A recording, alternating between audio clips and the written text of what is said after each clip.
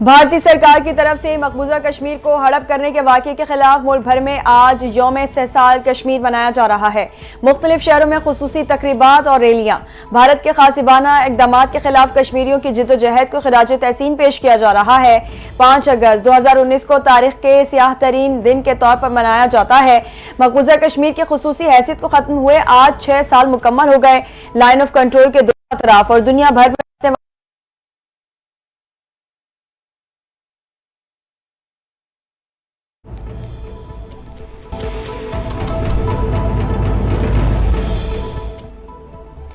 یوم استحصال کشمیر پر صدر اور وزیر اعظم کے پیغامات۔ کشمیریوں کے ساتھ پاکستانی عوام کی غیر متزلزل یکجہتی کا اعادہ۔ صدر مملکت آصف علی زرداری نے اپنے پیغام میں کہا کہ کشمیری عوام کو اپنے ہی وطن میں بے اختیار کمیونٹی بننے کا خطرہ لاحق ہے۔ بھارت کشمیریوں کی جدوجہد کو دبا نہیں سکتا۔ وزیر اعظم محمد شہباز شریف کا کشمیریوں کے ساتھ پاکستانی عوام کی غیر متزلزل یکجہتی کا اعادہ۔ پیغام میں کہا، بھارت کے غیر قانونی اور یک طرفہ اقدامات کی شدید مذمت کرتے ہیں۔ جموں کشمیر کے تنازع کے منصفانہ حل کی تلاش ہماری خارجہ پالیسی کا اہم ستون ہے۔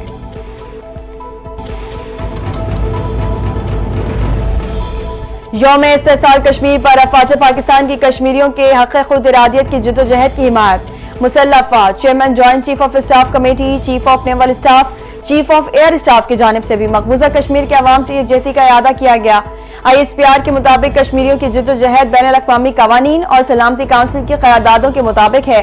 بھارتی سیکیورٹی فورسز کا مقبوضہ کشمیر پر قبضہ بین الاقوامی اصولوں کی خلاف ورزی ہے۔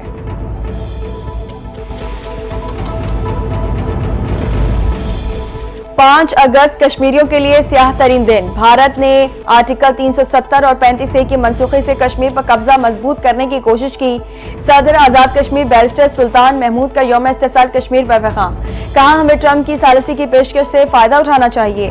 وزیر اعظم آزاد کشمیر چودھری انوار الحق نے اپنے پیغام میں کہا، بھارت ہندوتوا کے ایجنڈے پر عمل پیرا ہے۔ بھارتی اقدامات اقوام متحدہ، جنیوا کنونشنز اور انسانی حقوق کی خلاف ورزی ہیں۔ 5 اگست کا اقدام سلامتی کونسل کی قراردادوں کی کھلی خلاف ورزی ہے۔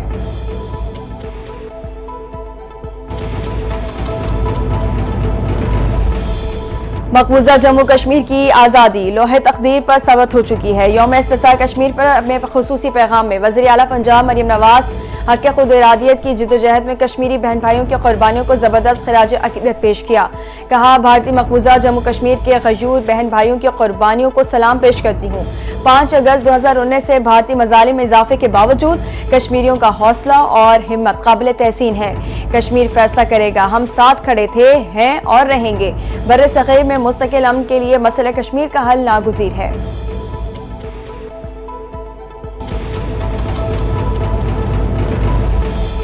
یوم استحصال کشمیر کے موقع پر کشمیری عوام کی جدوجہد آزادی کو خراج تحسین پیش کرتے ہیں۔ اپنے خصوصی پیغام میں وزیر اعلیٰ سندھ مراد علی شاہ نے کہا کہ بھارتی ظلم، جبر اور بربریت کا ڈٹ کر سامنا کرنے والے کشمیری قابل فخر ہیں۔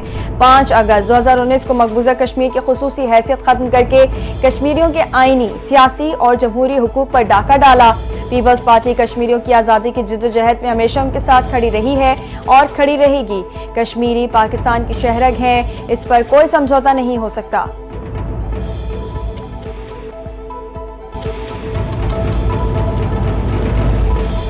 راولپنڈی میں پی ٹی آئی کے احتجاج کے تناظر میں ضلع بھر میں دفعہ 144 نافذ کر دی گئی۔ ڈپٹی کمشنر حسن وقار چیمہ کی جانب سے نوٹیفیکیشن جاری کر دیا گیا۔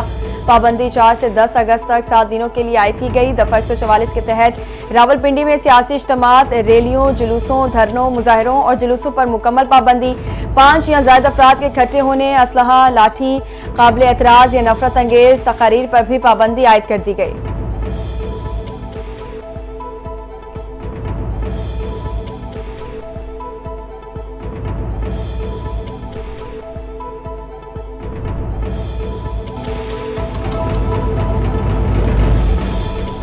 پاکستان نے یوکرین جنگ میں مداخلت کے الزامات کو سختی سے مسترد کر دیا۔ اس حوالے سے کسی بھی سطح پر کوئی صداقت نہیں پائی جاتی۔ ترجمان دفتر خارجہ کا کہنا ہے کہ یوکرین حکومت سے باضابطہ رابطہ کر کے الزامات کی وضاحت طلب کی جائے گی۔ پاکستان یوکرین تنازع کے پرامن اور سفارتی حل پر یقین رکھتا ہے۔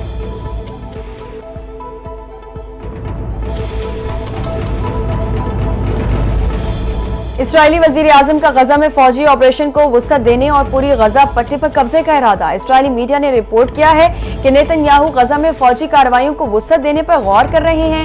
اسرائیل کے چینل 12 کے مطابق اس منصوبے میں غزہ کے مکمل علاقے پر قبضے کی کوششیں شامل ہو سکتی ہیں۔ اس منصوبے کے حوالے سے حتمی فیصلہ آج ہونے والے کابینہ اجلاس میں کیا جائے گا۔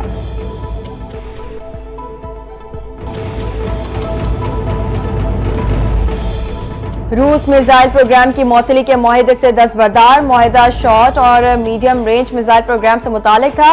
روس نے واضح کیا ہے کہ وہ زمین سے درمیانے اور کم فاصلے تک مار کرنے والے میزائلوں کی تعیناتی پر حدود کے تعین کا مزید پابند نہیں ہے۔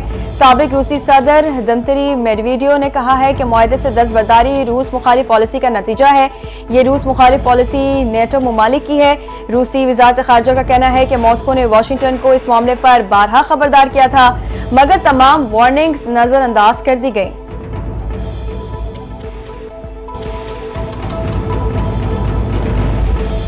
جشن آزادی کی تیاریاں عروج پر پہنچ گئیں۔ ہر طرف قومی پرچموں کی بہار۔ لاہور، کراچی، پشاور اور اسلام آباد سمیت مختلف شہروں میں سبز ہلالی پرچم، بیجز، ٹوپیوں اور جھنڈیوں کے اسٹال سج گئے۔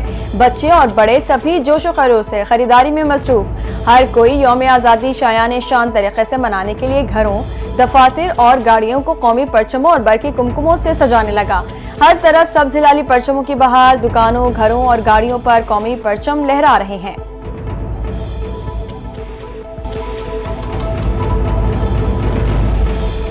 نامور عالمی شہرت یافتہ اسلامی اسکالر اور مبلغ ڈاکٹر ذاکر نائک نے 59 برس کی عمر میں بنجی جمپنگ کر کے اپنے مداحوں کو ایک بار پھر حیران کر دیا۔